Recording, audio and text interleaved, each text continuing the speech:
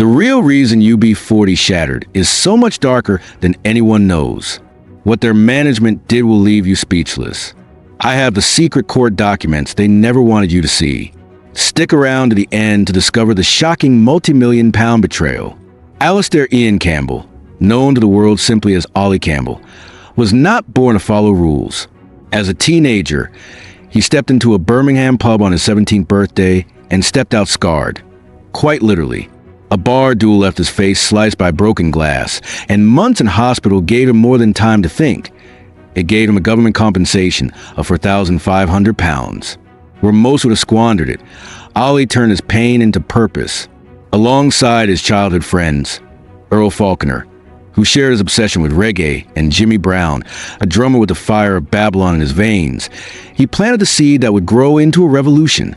They recruited Ollie's older brother Robin Campbell, keyboardist Mickey Virtue, saxophonist Brian Travers, percussionist Norman Hassan, and forged something that hadn't yet existed: a British-born reggae band, unapologetically radicals, multicultural, and magnetic.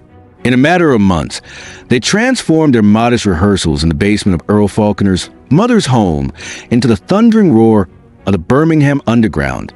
Chrissy Hine of Pretenders saw them perform and instantly knew they were not merely talented.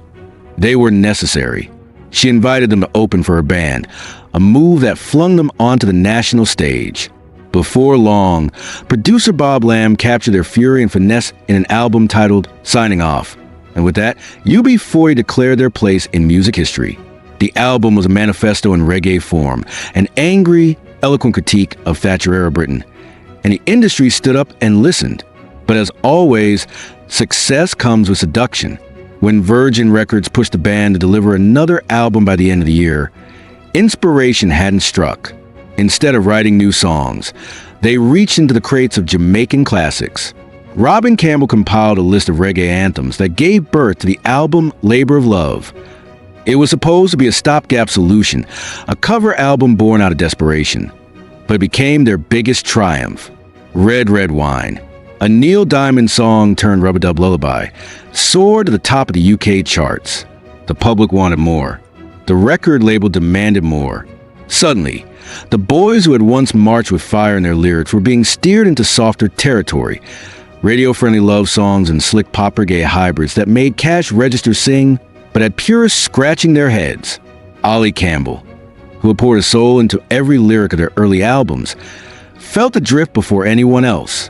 He watched the revolutionary spirit of Present Arms give way to the commercial gloss of promises and lies. The band's sound was mutating, and with it, so was their brotherhood. What once felt like a political movement now felt like product placement. Internally, disagreements festered. The band no longer functioned as a unit, it functioned as a brand. And that brand was being controlled not by the musicians, but by the management team behind the scenes. By 2008, after nearly 30 years of being the voice of UB40, Ollie Campbell reached his breaking point. He announced his departure in a thunderclap statement, citing not just creative frustrations, but financial misconduct. He didn't mince words. He accused the management of mishandling the band's affairs and promised to investigate further. His bandmates, especially his brother Robin, were blindsided. They released a counter-statement on MySpace, painting Ollie as someone who had long prioritized his solo ambitions over UB40. According to them, Ollie hadn't been fully committed for years. The media lapped it up, framing it as a classic rock band split. But this was deeper. This was family. This was betrayal in its rawest form. Keyboardist Mickey Virtue, one of the original seven, backed Ollie's claims and followed him out the door. Then came the departure of vocalist Terrence Astro Wilson, whose raspy patois had defined some of the group's most memorable moments. Together, the three formed a new faction, UB40, featuring Ollie, Astro, and Mickey, a name that was both homage and provocation. Meanwhile, the remaining members soldiered on, recruiting Duncan Campbell, the younger brother of Ollie and Robin, to take up the mantle as frontman.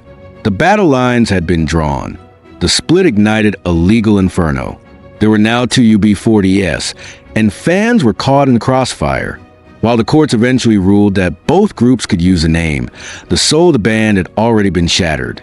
Ali's new outfit focused on reviving the militant reggae of their roots. In 2018, they released a real labor of love, a not-so-subtle jab at the commercialized legacy being carried by the other camp.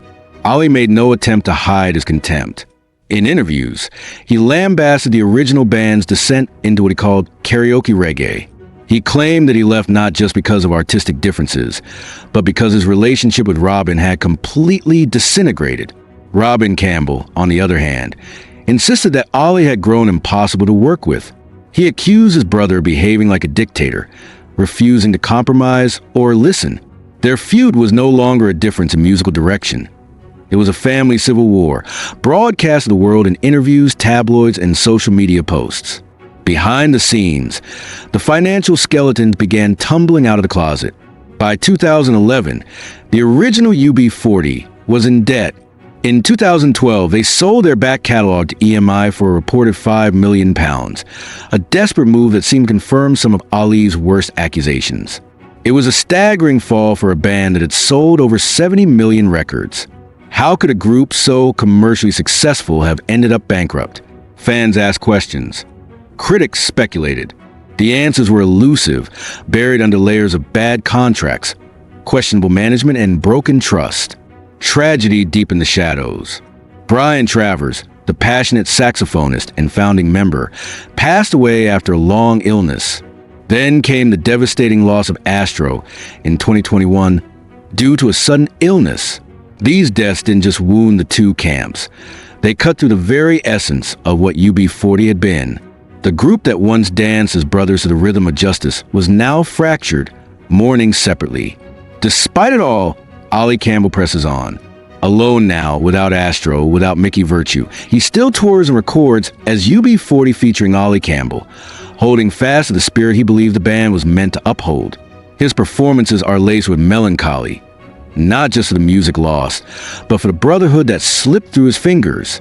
In interviews, his voice softens when speaking of Robin, but there is no resolution, only resignation. The dream they built as boys, brick by brick in a Birmingham basement, is now a battleground of lawyers, egos, and ghosts. UB40, in its heyday, was more than a band. It was a symbol of unity, of working-class rebellion, of racial harmony forged through music.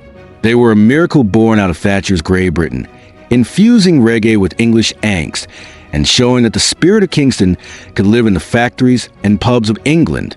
Their message resonated across continents. Their covers of Jamaican classics introducing a new generation to reggae. But with each commercial triumph came artistic compromise, and the more they veered toward the mainstream, the more they left behind the essence that once defined them. The tragedy of UB40 is not just in their split, it's in the lost potential of reconciliation. Fans still cling to the hope of reunion, of Ali and Robin standing shoulder to shoulder once more, their voices merging like they did in the golden years. But as time marches on and wounds calcify into scars, that hope dims. The idea of the original UB40 coming back together feels more like a fairy tale than a possibility. And yet, despite everything, the music endures. Red, Red Wine still drifts across summer parties. Kingston Town still echoes through speakers with nostalgia that refuses to die. Rat in the Kitchen still feels like a protest. The name UB40, whichever version you choose to follow, is still sacred to millions. It's a name that evokes revolution, romance, and resistance all at once.